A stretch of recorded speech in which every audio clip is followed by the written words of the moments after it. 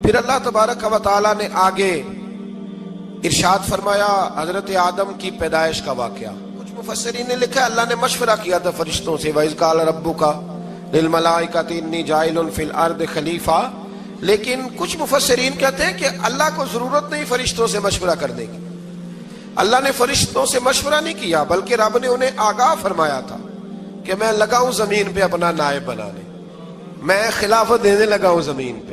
اب یہ تو دینے والی کی مرضی ہے نا اس نے کس کو دینی ہے، یہ تو دینے والے کی مرضی ہے نا اس نے۔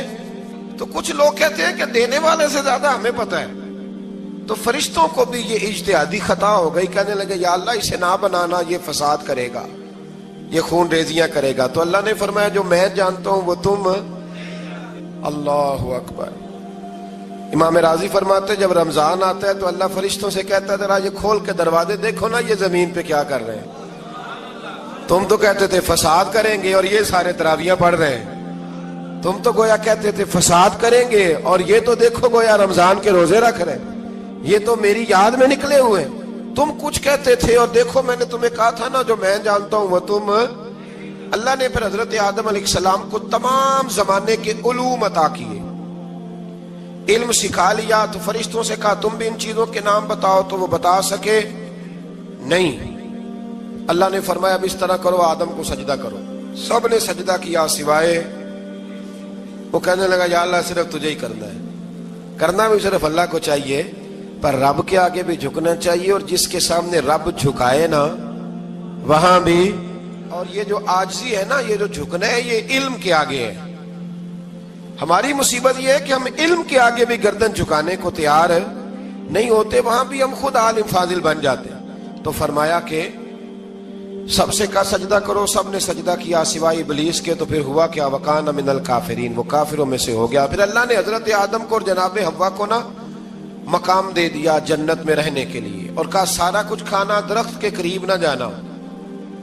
ابھی آپ کسی سے کہہ دیں تھوڑا سا کہ پیچھے نہ دیکھنا، یعنی اگر میری سمجھ لیں ادب کی وجہ سے کوئی 1.5-2 منٹ یا 6 منٹ نہیں بھی نہ دیکھے گا تو سوچے گا ضرور کہ پتہ نہیں اب پیچھے کیا ہے، مصیبت کیا ہے۔ یعنی آپ کہہ کے دیکھ لیں کسی کو پیچھے نہ دیکھنا، فطرت ہے نا انسان کی، وہ جستجو کرتا ہے، کہا اس درخت کے پاس نہ جانا۔ تو حضرت حوا سلام اللہ علیہ کہتے ہیں دل میں خیال رہتا تھا کہ آخر ہے کیا درخت کے پاس۔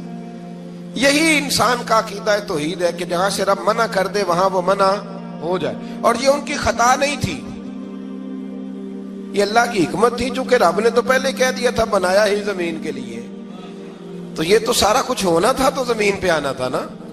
تو حضرت حوا اور جناب آدم کے پاس شیطان آیا، اب اس کو نکال تو دیا تھا پر ابھی اس کا جنت میں آنا جانا بند نہیں ہوا تھا، یہ بھی اللہ کی حکمت تھی۔ تو وہ کہنے لگا تمہیں پتہ ہے بعد میں مر جاؤ گے؟ تو حضرت حوا کہنے لگی کیا موت بھی آئے گی؟ کہاں، اس کی تکلیف بھی بڑی ہوگی، تو پھر بچیں گے کیسے؟ تو کہنے لگے پھل کھا لو اس درخت کا۔ تو بچنے کے لیے پھل کھایا تھا۔ جس طرح لوگ آج بہت سارے کام بچنے کے لیے کرتے ہیں پر بچ سکتے، بچنے کے لیے پھل کھایا تو اللہ نے فرمایا زمین پہ چلے جاؤ۔ تو حضرت آدم زمین پہ آئے، پھر کئی 100 سال روتے رہے۔ فَتَلَقَّى آدَمُ مِن رَبِّهِ کَلِمَاتٍ، تو پھر اللہ نے خود ہی جناب آدم کو کچھ کلمے سکھائے۔ علامہ اسماعیل حقی فرماتے ہیں وہ کلمے یہ تھے کہ حضرت آدم نے میرے نبی کا وسیلہ پیش کیا، اللہ کریم نے جناب آدم کی دعا کو مقبول فرما لیا۔ پھر آگے بنی اسرائیل کا ذکر آ جاتا ہے۔ اللہ تعالیٰ نے بنی اسرائیل، آج آپ اسی قوم کو یہودی کہتے ہیں، ان کو اللہ نے اس زمانے میں فضیلت عطا کی تھی بہت زیادہ۔ تو عرب کے اندر جب نبی پاک علیہ السلام نے اعلان نبوت کیا تو کچھ لوگوں نے یہ کہہ دیا کہ اگر یہ یہودی کلمہ پڑھ لیں گے تو ہم بھی پڑھ لیں گے۔ تو پھر اللہ نے انہیں یاد کرایا کہ تم اصل میں کیا ہو، تمہیں کلمہ پڑھنا چاہیے۔ تو اہل یہود کا تذکرہ کرتے کرتے رب کریم نے ایک بات یہ بھی ارشاد فرمائی کہ تم لوگوں کو تو کہتے رہے ہو کہ وہ نبی آنے والے ہیں، وہ نبی آنے والے ہیں، اور جب آ گئے ہیں تو ماننے کو تیار نہیں ہو۔ تو فرمایا تأمرون الناس بالبر وَتَنْسَوْنَ أَنفُسَكُمْ وَأَنْتُمْ تَتْلُونَ الْكِتَابَ، لوگوں کو بھلائی کا حکم دیتے ہو اور اپنے آپ کو بھول جاتے ہو۔ أَفَلَا تَعْقِلُونَ، تمہیں عقل نہیں؟ پھر اللہ نے انہیں یہ بھی یاد کرایا کہ یاد کرو وہ زمانہ کہ جب فرعون نے خواب دیکھ لیا تھا کہ کوئی بچہ اس کی سلطنت کو تباہ کرے گا تو پھر اس نے تمہارے بچوں کو ذبح کرانا شروع کیا اور تمہاری بیٹیوں کو چھوڑتا تھا. فرمایا یہ بھی تو تم نے دیکھا, میں نے تمہیں پھر تم سے کہا جہاد کرو قوم عمالقہ کے خلاف, تو مقام طیہ میں جا کے یہ لوگ کہنے لگے ہم سے جہاد نہیں ہوتا. اللہ نے انہیں ایک میدان میں قید کر دیا. بڑی دلچسپ بات, قید تو لوگ ہوتے ہیں نا چار دیواری میں, تو اللہ نے بنی اسرائیل والوں کو جب انہوں نے کہا ہم جہاد نہیں کریں گے تو اللہ نے میدان میں قید کر دیا. میدان میں, یہ یاد رکھیں, جب انسان اللہ کی نافرمانی کرتا ہے تو اسے ایسی قید ملتی ہے جس کا اس نے تصور بھی نہیں کیا ہوتا. ایک میدان ہے مقام طیہ, قید ہو گئے. سارا دن سفر کرتے تھے, سارا دن, تو رات کو تھک کے سوتے تھے, صبح اٹھتے تھے نا جب, تو وہیں ہوتے تھے جہاں کل صبح چلے تھے. تو رب جب کسی کو قیدی بناتے ہیں تو اسے زنجیروں کی سلاخوں کی ضرورت. دعا فرمائے اللہ تبارک و تعالی غموں سے نجات عطا فرمائے. یہ دعا فرمائے, ایسی قید دیتا ہے کہ جس سے پھر چھٹکارا ہو سکتا. تو بنی اسرائیل کا بہت زیادہ تذکرہ اس بارے میں اللہ تبارک و تعالی نے پھر بیان کیا, اور پھر کہا کہ انہیں جو حکم دیا جاتا تھا یہ اس کی سرتابی کرتے تھے. پھر اللہ نے ان پر ذلت نازل کر دی اور یہ ہمیشہ اس کا شکار رہے. قوم سبت کا ذکر فرمایا اللہ نے. ہفتے والے دن کچھ لوگ نافرمانی کرتے تھے. ہمارے بھی ہیلے بہانے ہیں نا آج کل کاروبار میں. تو اسی سپارے کی آیت نمبر 65 کے اندر اللہ تعالیٰ نے حضرت داؤد کی قوم کا ذکر کیا کہ اللہ نے انہیں حکم دیا تھا کہ ہفتے والے دن مچھلیاں نہیں پکڑنی. تو وہ کہتے تھے چلو ہاتھ لگا کے نہیں پکڑنی, ہاتھ لگا کے. وہ ہمارے لوگ ہیلے بہانے تلاش کر لیتے ہیں نا. وہ بڑے جناب انشورنس والا آ گیا, اب وہ بینک والا آ گیا, وہ فلانے صاحب آ گئے, وہ تروڑ مروڑ کے کہانیاں باتیں, اور پھر ہمیں بھی رستے مل جاتے ہیں بچنے کے. مفتی صاحب نے کہہ دیا تھا, ایک مولانا سے میں نے ان کو کہا ہفتے والے دن مچھلیاں نہیں پکڑنے کا. نہیں پکڑتے, چھوٹے چھوٹے حوض بنا لیے. تو مچھلیاں زیادہ آتی تھی اس دن, یہ بھی اللہ کی قدرت تھی. نماز کے وقت گاہک زیادہ آتے ہیں, یہ اس کی قدرت ہوتی ہے. تو وہ مچھلیاں حوض میں جمع ہو جاتی ہیں. یوں سمجھ لیں کہ جال انہوں نے لگا لیے ہوئے تھے, تو جال میں وہ پھنستی رہتی تھی, حوضوں میں آتی رہتی تھی. ہفتے کو نہیں پکڑتے تھے, اتوار کو پکڑ لیتے تھے. تو پھر اللہ نے انہیں سزا دی. فرمایا تماشے کرتے ہو اللہ کے حکم کے ساتھ. کیا سزا دی؟ فَقُلْنَا لَهُمْ كُونُوا قِرَادَةً خَاسِئِينَ. فرمایا بندر بن جاؤ دھتکارے ہوئے. جو رزق حرام طریقے سے کماتے تھے رب انہیں بندر بنا دیتا تھا. ابھی بھی میں نے دیکھے ہیں بڑے بڑے تاجر پاگلوں جیسی زندگی گزار رہے ہیں. نفسیاتی طور پہ سکون نہیں ہے, کروڑوں روپیہ پڑا ہے. کیوں؟ اس لیے کہ رب کے بتائے ہوئے طریقے کے مطابق تجارت نہیں کرتے. آگے ایک اور دلچسپ بات آ گئی. بنی اسرائیل کے اندر نا ایک شخص نے اپنے چچا کو قتل کر دیا جائیداد کے لیے. یہ دیکھیں کب سے لوگ جائیداد کے لیے قتل کرتے آ رہے ہیں. چچا کو قتل کر دیا, اور قتل کر کے حضرت موسیٰ علیہ السلام کے پاس آئے کہ میرے چچا کو کسی نے قتل کر دیا ہے, تو بتائیں کیا کرنا ہے. تو آپ نے فرمایا کہ گائے ذبح کرو, اور اس کا ایک ٹکڑا مقتول کو مارو, مرنے والے کو. وہ خود اٹھ کے بتا دے گا مجھے کس نے قتل کیا ہے. اب ارادہ نہیں تھا گائے ذبح کرنے کا, تو بہانے کرنے لگے. ارادہ نہیں نہ ہوتا تو پھر کیا ہوتے ہیں, کہنے لگے گائے کس طرح کی ہو, بوڑھی ہو کہ بچی ہو, رنگ کیسا ہو, جوان ہو کہ چھوٹی ہو, حال میں ایک دفعہ چلنا سیکھ گئی ہو یا ابھی نہ سیکھی ہو. تو بتاتے گئے تو رب بھی شرطیں بیان کرتا گیا. گہرے زرد رنگ کی ہو, حال کے اندر اسے نہ چلایا گیا ہو, پانی نہ نکالا گیا ہو, نہ بچی ہو نہ جوان ہو, اس کے درمیان ہو. یہ ساری شرطیں کہاں پائی جاتی تھی؟ حضرت موسیٰ علیہ السلام کی قوم کا ایک شخص تھا جو اللہ کا ولی تھا. وہ جب انتقال کرنے لگا نا, اللہ اکبر, دیکھو رب ولیوں کی اولادوں پر بھی کتنا فضل فرماتا ہے. وہ جب انتقال کرنے لگا تو ایک اس کے پاس چھوٹی سی بچیا تھی, گائے کی بچی. اس نے جنگل میں چھوڑ دی. کہنے لگا یا اللہ میں تیرے نام پہ چھوڑتا ہوں, میرا بچہ جوان ہو جائے تو اسے دے دینا, اور تو سرمایہ ہی کوئی نہیں. بچہ بڑا ہوا تو بچہ بھی بڑا نیک تھا, اپنی ماں کا بڑا فرما بردار تھا. اس کی ماں نے کہا بیٹا تیرے باپ نے ایک گائے چھوڑی تھی. تو بچہ جنگل میں گیا اور جا کے کہنے لگا اے اللہ میری گائے مجھ سے ملا دے. تو رب کریم نے وہ گائے واپس کر دی. وہ گائے گھر لے آیا, اب وہ کہنے لگا اما بیچ دوں، تو اما کہنے لگی بیٹا میرے پوچھے بغیر نہ بیچنا۔ کئی دفعہ گاہک لگے پر اس نے کہا جب تک میری اما نہ کہے گی میں بیچوں گا۔ ادھر بنی اسرائیل والے شرطیں جتنی گائے کے بارے میں پوچھ چکے تھے وہ ساری اسی گائے میں پائی جاتی تھی، تو یہ ڈھونڈتے ڈھونڈتے وہاں پہنچ گئے، تو کہنے لگے گائے چاہیے، تو اس نے کہا بھی تمہاری مرضی سے نہیں، قیمت میری مرضی کی۔ ایک مفسر نے تو یہاں تک لکھا ہے کہ اس نے کہا گائے ذبح کر کے نا، تو جتنا گائے کے اندر گوشت ہوگا نا اتنا ہی کھال کے اندر تو مجھے مال بھر کے دو گے، اتنے سکے بھر کے دو گے، اتنی اشرفیاں بھر کے دو گے تو پھر تمہیں گائے دوں گا۔ تو پھر یہ گائے انہیں ملی اور یہ گائے لے کر کے آئے۔ زیادہ سوالات نہ کرتے تو زیادہ الجھتے نہ۔ ہم بھی دین کے معاملے میں بڑے سوال جواب کرتے ہیں، اتنا سوال کریں جتنی اس کی ضرورت ہے۔ ان لوگوں نے سوالات زیادہ کیے تو پھر الجھ زیادہ گئے۔ تو میرے بھائی اس کا ذکر بھی اللہ تبارک و تعالیٰ نے پہلے پارے کے اندر بیان فرمایا۔ پھر اللہ کریم نے فرمایا کہ کچھ ایسے لوگ بھی ہیں یہودیوں میں سے جن کا دعویٰ ہو گیا ہے کہ ہم اللہ کے بڑے پیارے ہیں۔ فرمایا یہ صرف ان کے منہ کی باتیں ہیں، یہ تو قیامت میں پتہ چلے گا نا کہ اللہ کا پیار کس کے ساتھ زیادہ ہے۔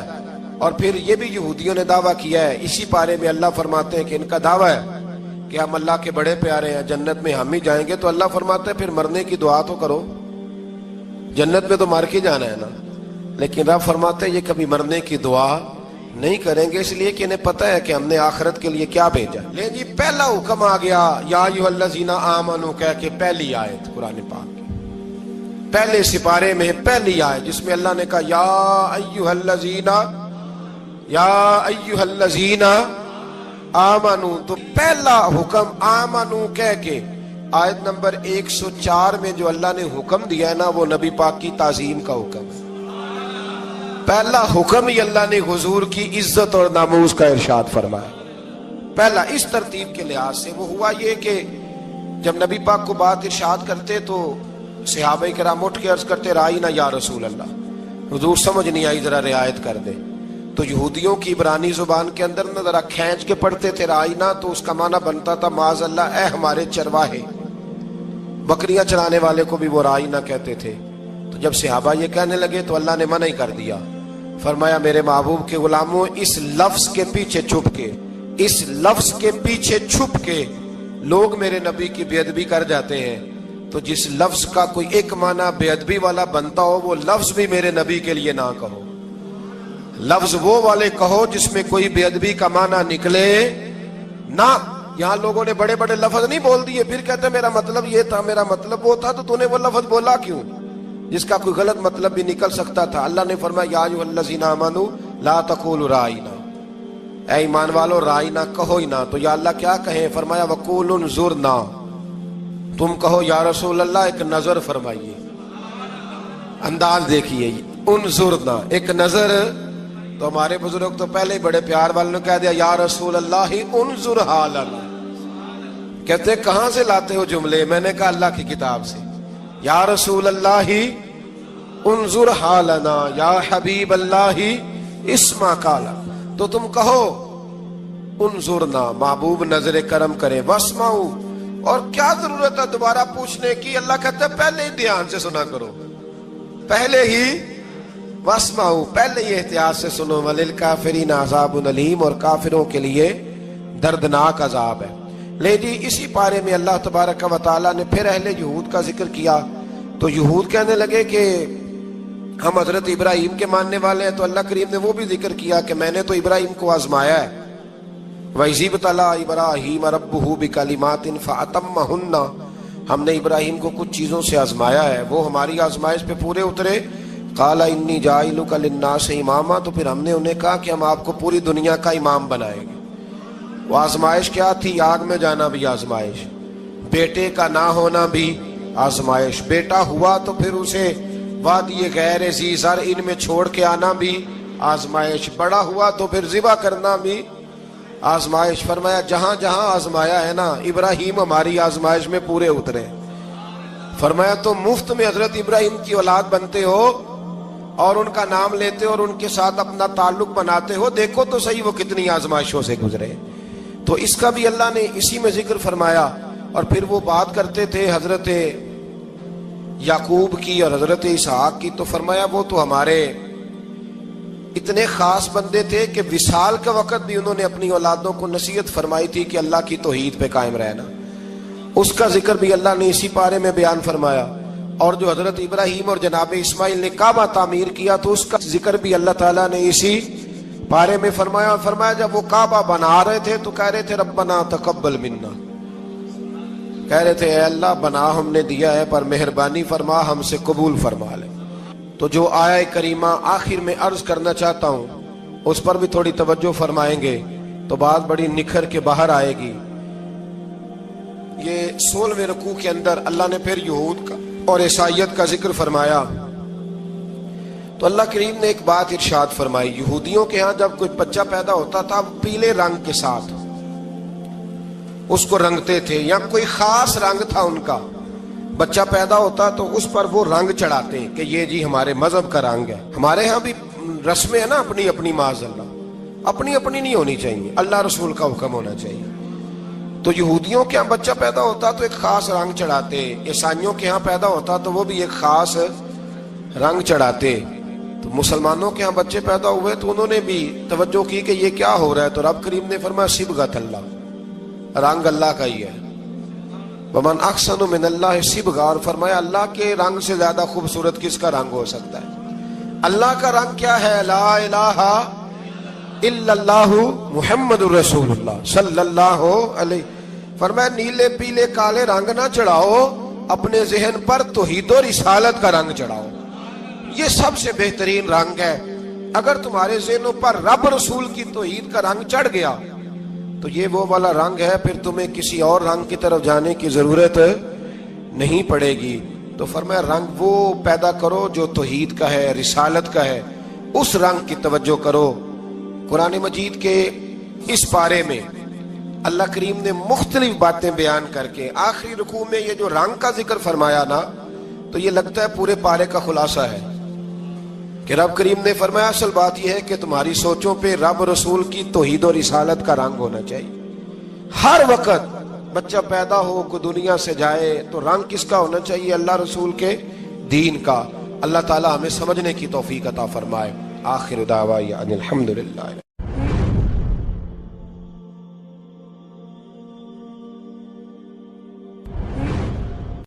अल्लाह ताला ने इंसान को याद कराया है कि तूने इबादत अपने रब की करनी है। और फरमाया रब तुम्हारा वो है जिसने तुम्हारे लिए जमीन को फर्श बनाया है, आसमान को छत बनाया है, और आसमान से पानी बरसा के तो जमीन से फल उगाए हैं, रिज़्क़ल लकुम, वो भी तेरे खाने के लिए उगाए हैं। वो जो आसमान से बारिश बरसा के जमीन से सब्ज़ और फल उगाए हैं तो वो भी तेरे लिए। जब सारा कुछ तेरे लिए बनाया तो तू भी तो इबादत करना अपने रब की, फिर किसी को उसका शरीक ना ठहरा। एक चैलेंज भी किया कुरान मजीद ने इस रुकू के अंदर। कहा करते थे मक्के के लोग कि आप कुरान मजीद की आयतें नबी करीम अलैहिस्सलाम से कहा करते थे कि माज़अल्लाह आप खुद बनाते हैं, बना बना के लाते हैं। तो अल्लाह करीम ने फरमाया व इन कुंतुम फी रैबिम मिम्मा नज़्ज़लना अला अब्दिना फ़अतू बिसूरतिन मिन मिस्लिही, अगर तुम्हें शक हो ना इसमें जो हमने बंदा खास पे नाजिल किया है तो तुम भी इस जैसी एक सूरत बना के लाओ। पढ़े लिखे तो तुम भी हो ना, मक्के में तुम भी रहते हो, तो एक सूरत बना के लाओ। कुरान मजीद हमसे छीना गया है साजिश के तहत, इसलिए कि जिस कौम को कुरान आ जाता है ना फिर कोई काफिर उसका मुकाबला नहीं कर सकता। देखे ना, अगर काफिरों के पास जवाब होता कुरान पाक का तो बदर और ओहद में ना कोई आयत बना के लाते, कुरान के मुकाबले की तलवारें लेके ना आते। उनके पास जवाब ही नहीं था। और कयामत तक किसी काफिर के पास कुरान मजीद का कोई जवाब, कुरान का कोई जवाब, कसम अल्लाह की जवाब कोई नहीं कुरान का, इसका कोई जवाब नहीं।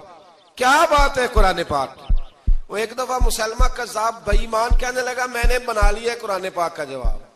माज़अल्लाह, जवाब क्या बनाया, वो सूरत है ना अलकारिया तुम अलकारिया वमा अदराका मलकारिया, खड़खड़ाने वाली क्या है, खड़खड़ाने वाली तुम्हें क्या पता क्या है खड़खड़ी, क़यामत का जिक्र है। कहने लगा मैंने इस जैसी सूरत बना लिया, तो क्या बनाया, अलफील मलफील वमा अदराका मलफील। कहने लगा हाथी, तुम्हें क्या पता क्या हाथी। تم کیا جانو کیا ہاتھی؟ تو پاس جو اس کے اپنے بیٹھے تھے نا چیلے، وہ کہنے لگے چپ کر جا، سارے زمانے کو پتہ ہے ہاتھی کیا ہوتا ہے. وہ پاگل ہے، اس کے 2 کان ہوتے ہیں، ایک سونڈ ہوتی ہے، 4 اس کے پیر ہوتے ہیں. بیوقوف آدمی، قرآن کا مقابلہ کرنا ہے تو کچھ چج کے ساتھ کر. پاگلوں کی طرح مقابلہ کرے گا، جوتے کھائے گا بھی، ہمیں بھی پڑھوائے گا. تو قرآن مجید کا کوئی مقابلہ کر سکا؟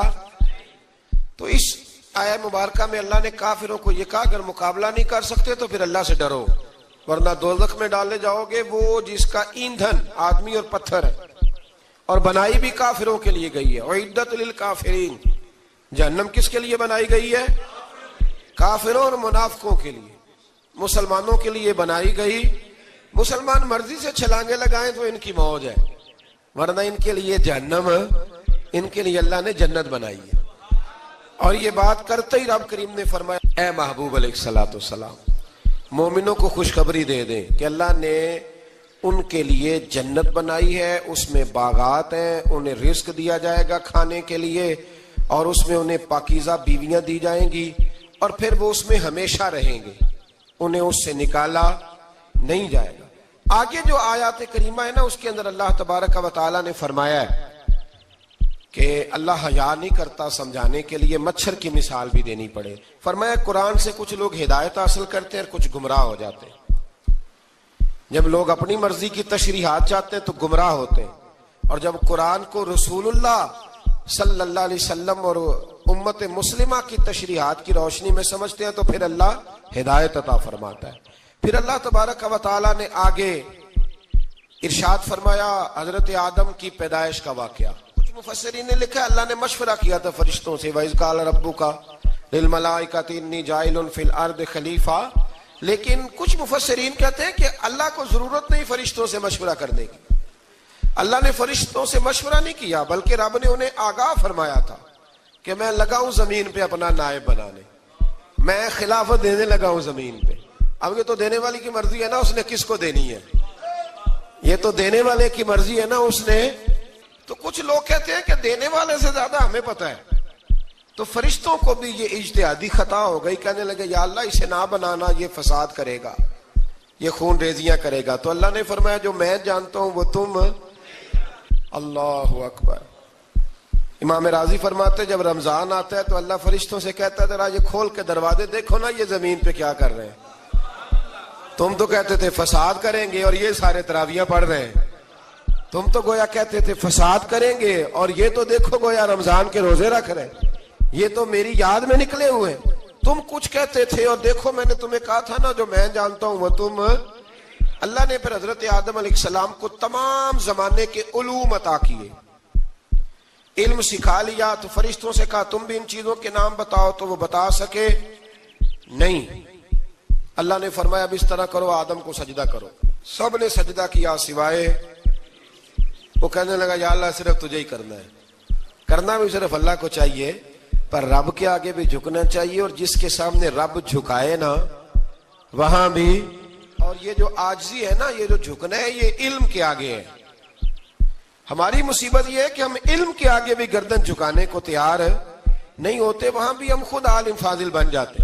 تو فرمایا کہ سب سے کہا سجدہ کرو، سب نے سجدہ کیا سوائے ابلیس کے. تو پھر ہوا کیا وکان من الکافرین، وہ کافروں میں سے ہو گیا. پھر اللہ نے حضرت آدم کو اور جناب حوا کو نا مقام دے دیا جنت میں رہنے کے لیے، اور کہا سارا کچھ کھانا، درخت کے قریب نہ جانا. ابھی آپ کسی سے کہہ دیں تھوڑا سا کہ پیچھے نہ دیکھنا، یعنی اگر میری سمجھ لیں ادب کی وجہ سے کوئی 1.5-2 منٹ یا 6 منٹ نہیں بھی نہ دیکھے گا تو سوچے گا ضرور کہ پتہ نہیں اب پیچھے کیا ہے، مصیبت کیا ہے. یعنی آپ کہہ کے دیکھ لیں کسی کو، پیچھے نہ دیکھنا. فطرت ہے نا انسان کی، وہ جستجو کرتا ہے، کہا اس درخت کے پاس نہ جانا. تو حضرت حوا سلام اللہ علیہ کہتے ہیں دل میں خیال رہتا تھا کہ آخر ہے کیا درخت کے پاس. یہی انسان کا عقیدہ توحید ہے کہ جہاں سے رب منع کر دے وہاں وہ منع ہو جائے. اور یہ ان کی خطا نہیں تھی، یہ اللہ کی حکمت تھی، چونکہ رب نے تو پہلے کہہ دیا تھا بنایا ہی زمین کے لیے، تو یہ تو سارا کچھ ہونا تھا تو زمین پہ آنا تھا نا. تو حضرت حوا اور جناب آدم کے پاس شیطان آیا، اب اس کو نکال تو دیا تھا پر ابھی اس کا جنت میں آنا جانا بند نہیں ہوا تھا، یہ بھی اللہ کی حکمت تھی.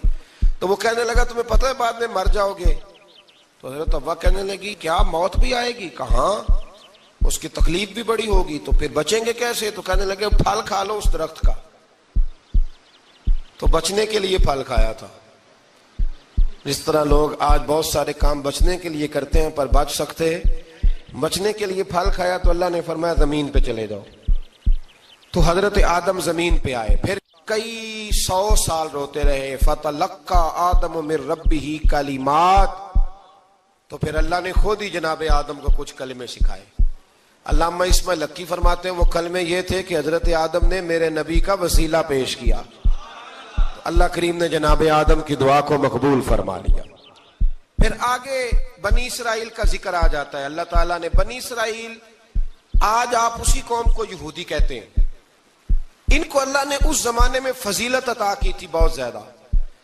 تو عرب کے اندر جب نبی پاک علیہ السلام نے اعلان نبوت کیا تو کچھ لوگوں نے یہ کہہ دیا کہ اگر یہ یہودی کلمہ پڑھ لیں گے تو ہم بھی پڑھ لیں گے. تو پھر اللہ نے انہیں یاد کرایا کہ تم اصل میں کیا ہو، تمہیں کلمہ پڑھنا چاہیے. تو اہل یہود کا تذکرہ کرتے کرتے رب کریم نے ایک بات یہ بھی ارشاد فرمائی کہ تم لوگوں کو تو کہتے رہے ہو کہ وہ نبی آنے والے ہیں، وہ نبی آنے والے ہیں، اور جب آ گئے ہیں تو ماننے کو تیار نہیں ہو. تو فرمایا تأمرون الناس بالبر وتنسون انفسکم وانتم تتلون الکتاب، لوگوں کو بھلائی کا حکم دیتے ہو اور اپنے آپ کو بھول جاتے ہو. افلا تعقلون، تمہیں عقل نہیں؟ پھر اللہ نے انہیں یہ بھی یاد کرایا کہ یاد کرو وہ زمانہ کہ جب فرعون نے خواب دیکھ لیا تھا کہ کوئی بچہ اس کی سلطنت کو تباہ کرے گا، تو پھر اس نے تمہارے بچوں کو ذبح کرانا شروع کیا اور تمہاری بیٹیوں کو چھوڑتا تھا.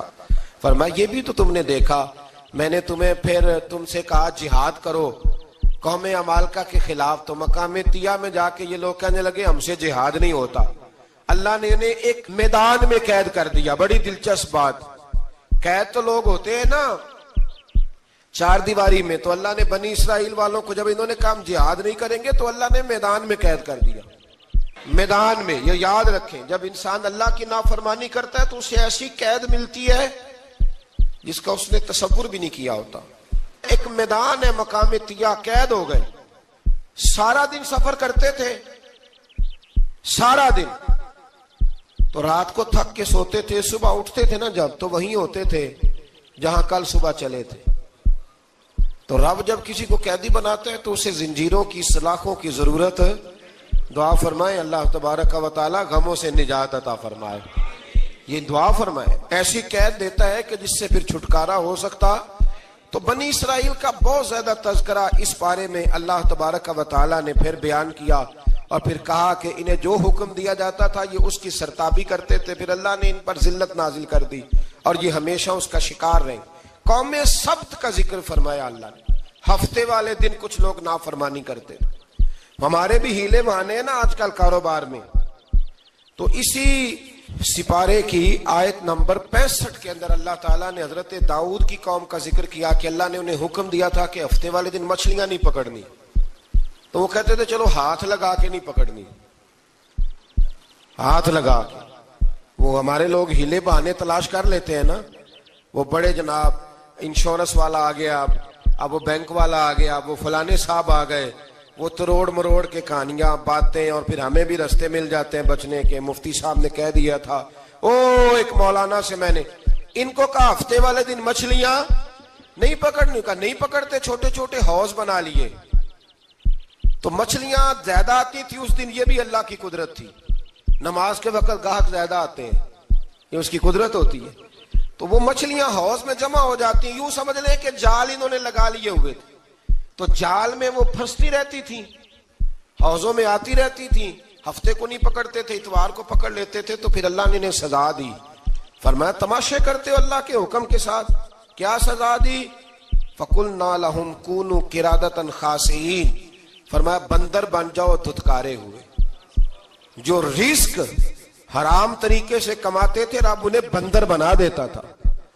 ابھی بھی میں نے دیکھے ہیں بڑے بڑے تاجر پاگلوں جیسی زندگی گزار رہے ہیں. نفسیاتی طور پہ سکون نہیں ہے، کروڑوں روپیہ پڑا ہے. کیوں؟ اس لیے کہ رب کے بتائے ہوئے طریقے کے مطابق تجارت نہیں کرتے. آگے ایک اور دلچسپ بات آ گئی. بنی اسرائیل کے اندر نا ایک شخص نے اپنے چچا کو قتل کر دیا جائیداد کے لیے. یہ دیکھیں کب سے لوگ جائیداد کے لیے قتل کرتے آ رہے ہیں. چچا کو قتل کر دیا، اور قتل کر کے حضرت موسیٰ علیہ السلام کے پاس آئے کہ میرے چچا کو کسی نے قتل کر دیا ہے تو بتائیں کیا کرنا ہے. تو آپ نے فرمایا کہ گائے ذبح کرو اور اس کا ایک ٹکڑا مقتول کو مارو, مرنے والے کو, وہ خود اٹھ کے بتا دے گا مجھے کس نے قتل کیا ہے. اب ارادہ نہیں تھا گائے ذبح کرنے کا تو بہانے کرنے لگے. ارادہ نہیں نہ ہوتا تو پھر کیا ہوتے ہیں, کہنے لگے گائے کس طرح کی ہو, بوڑھی ہو کہ بچی ہو, رنگ کیسا ہو, جوان ہو کہ چھوٹی ہو, حال میں ایک دفعہ چلنا سیکھ گئی ہو یا ابھی نہ سیکھی ہو. تو بتاتے گئے تو رب بھی شرطیں بیان کرتا گیا. گہرے زرد رنگ کی ہو, حال کے اندر اسے نہ چلایا گیا ہو, پانی نہ نکالا گیا ہو, نہ بچی ہو نہ جوان ہو, اس کے درمیان ہو. یہ ساری شرطیں کہاں پائی جاتی تھیں؟ حضرت موسیٰ علیہ السلام کی قوم کا ایک شخص تھا جو اللہ کا ولی تھا. وہ جب انتقال کرنے لگا نا, اللہ اکبر, دیکھو رب ولیوں کی اولادوں پر بھی کتنا فضل فرماتا ہے. وہ جب انتقال کرنے لگا تو ایک اس کے پاس چھوٹی سی بچیا تھی, گائے کی بچی, اس نے جنگل میں چھوڑ دی. کہنے لگا یا اللہ میں تیرے نام پہ چھوڑتا ہوں, میرا بچہ جوان ہو جائے تو اسے دے دینا, اور تو سرمایہ ہی کوئی نہیں. بچہ بڑا ہوا تو بچہ بھی بڑا نیک تھا, اپنی ماں کا بڑا فرما بردار تھا. اس کی ماں نے کہا بیٹا تیرے باپ نے ایک گائے چھوڑی تھی. تو بچہ جنگل میں گیا اور جا کے کہنے لگا اے اللہ میری گائے مجھ سے ملا دے. تو رب کریم نے وہ گائے واپس کر دی. وہ گائے گھر لے آیا. اب وہ کہنے لگا اماں بیچ دوں, تو اماں کہنے لگی بیٹا میرے پوچھے بغیر نہ بیچنا. کئی دفعہ گاہک لگے پر اس نے کہا جب تک میری اماں نہ کہے گی میں بیچوں گا. ادھر بنی اسرائیل والے شرطیں جتنی گائے کے بارے میں پوچھ چکے تھے وہ ساری اسی گائے میں پائی جاتی تھی. تو یہ ڈھونڈتے ڈھونڈتے وہاں پہنچ گئے تو کہنے لگے گائے چاہیے. تو اس نے کہا بھی تمہاری مرضی سے نہیں, قیمت میری مرضی کی. ایک مفسر نے تو یہاں تک لکھا ہے کہ اس نے کہا گائے ذبح کر کے نا تو جتنا گائے کے اندر گوشت ہوگا نا اتنا ہی کھال کے اندر تم مجھے مال بھر کے دو گے, اتنے ہی سکے بھر کے دو گے, اتنی اشرفیاں بھر کے دو گے, تو پھر تمہیں گائے دوں گا. تو پھر یہ گائے انہیں ملی اور یہ گائے لے کر کے آئے. زیادہ سوالات نہ کرتے تو زیادہ الجھتے نہ. ہم بھی دین کے معاملے میں بڑے سوال جواب کرتے ہیں, اتنا سوال کریں جتنی اس کی ضرورت ہے. ان لوگوں نے سوالات زیادہ کیے تو پھر الجھ زیادہ گئے.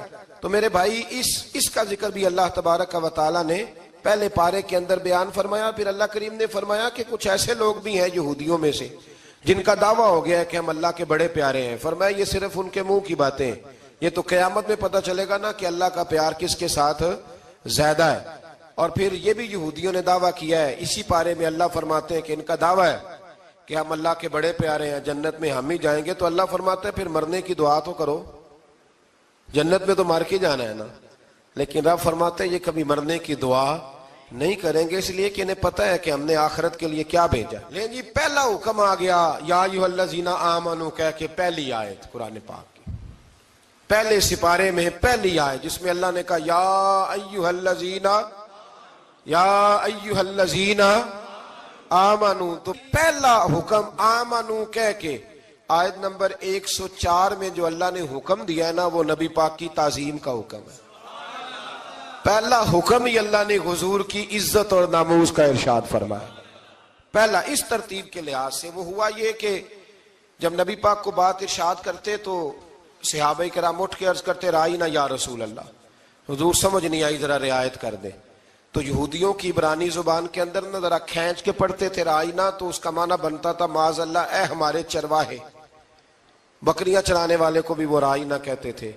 تو جب صحابہ یہ کہنے لگے تو اللہ نے منع ہی کر دیا. فرمایا میرے محبوب کے غلاموں اس لفظ کے پیچھے چھپ کے, اس لفظ کے پیچھے چھپ کے لوگ میرے نبی کی بے ادبی کر جاتے ہیں. تو جس لفظ کا کوئی ایک معنی بے ادبی والا بنتا ہو وہ لفظ بھی میرے نبی کے لیے نہ کہو. لفظ وہ والے کہو جس میں کوئی بے ادبی کا معنی نکلے نہ. یہاں لوگوں نے بڑے بڑے لفظ نہیں بول دیے پھر کہتے میرا مطلب یہ تھا میرا مطلب وہ تھا, تو نے وہ لفظ بولا کیوں جس کا کوئی غلط مطلب بھی نکل سکتا تھا. اللہ نے فرمایا یا ایھا الذین آمنوا لا تقولوا رائینا, اے ایمان والو رائینا کہو ہی نہ. تو یا اللہ کیا کہیں؟ فرمایا وقولوا انظرنا, تم کہو یا رسول اللہ ایک نظر فرمائیے. انداز دیکھیے, انظرنا ایک نظر. تو ہمارے بزرگ تو پہلے ہی بڑے پیار والوں نے کہہ دیا یا رسول اللہ انظر حالنا, کہتے ہیں کہاں سے لاتے ہو جملے؟ میں نے کہا اللہ کی کتاب سے. یا رسول اللہ انظر حالنا، یا حبیب اللہ اسما قالا. تو تم کہو انظرنا، محبوب نظر کرم کریں، واسمعوا، اور کیا ضرورت ہے دوبارہ پوچھنے کی؟ اللہ کہتا ہے پہلے ہی دھیان سے سنا کرو، پہلے ہی واسمعوا، پہلے ہی احتیاط سے سنو. وللکافرین عذاب علیم، اور کافروں کے لیے دردناک عذاب ہے. لے جی اسی پارے میں اللہ تبارک و تعالیٰ نے پھر اہل یہود کا ذکر کیا. تو یہود کہنے لگے کہ ہم حضرت ابراہیم کے ماننے والے ہیں. تو اللہ کریم نے وہ بھی ذکر کیا کہ میں نے تو ابراہیم کو آزمایا ہے. وَإِذِ ابْتَلَىٰ إِبْرَاهِيمَ رَبُّهُ بِكَلِمَاتٍ فَأَتَمَّهُنَّ، ہم نے ابراہیم کو کچھ چیزوں سے آزمایا ہے، وہ ہماری آزمائش پہ پورے اترے. قَالَ إِنِّي جَاعِلُكَ لِلنَّاسِ إِمَامًا، تو پھر ہم نے انہیں کہا کہ ہم آپ کو پوری دنیا کا امام بنائیں گے. وہ آزمائش کیا تھی؟ آگ میں جانا بھی آزمائش، بیٹے کا نہ ہونا بھی آزمائش، بیٹا ہوا تو پھر اسے وادی غیر ذی زرع ان میں چھوڑ کے آنا بھی آزمائش، بڑا ہوا تو پھر ذبح کرنا بھی آزمائش. فرمایا جہاں جہاں آزمایا ہے نا، ابراہیم ہماری آزمائش میں پورے اترے. فرمایا تم مفت میں حضرت ابراہیم کی اولاد بنتے ہو اور ان کا نام لیتے ہو اور ان کے ساتھ اپنا تعلق بناتے ہو، دیکھو تو صحیح وہ کتنی آزمائشوں سے گزرے.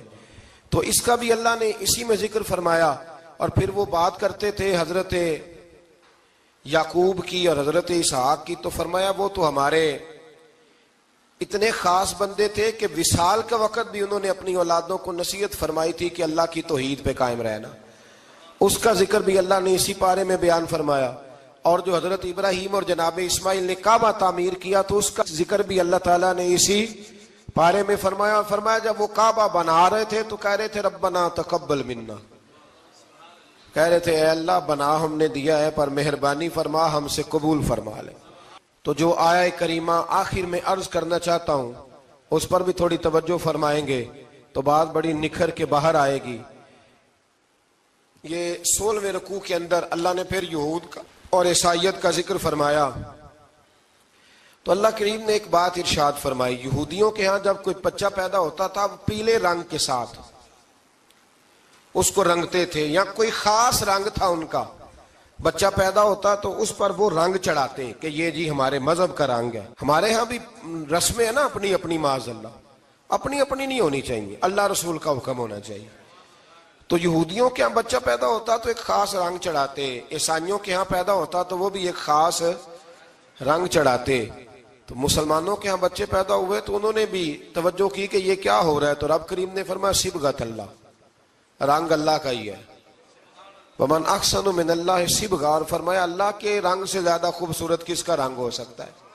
اللہ کا رنگ کیا ہے؟ لا الہ الا اللہ محمد الرسول اللہ صلی اللہ علیہ.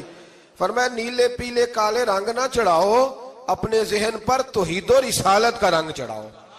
یہ سب سے بہترین رنگ ہے. اگر تمہارے ذہنوں پر رب رسول کی توحید کا رنگ چڑھ گیا تو یہ وہ والا رنگ ہے، پھر تمہیں کسی اور رنگ کی طرف جانے کی ضرورت نہیں پڑے گی. تو فرمایا رنگ وہ پیدا کرو جو توحید کا ہے، رسالت کا ہے، اس رنگ کی توجہ کرو.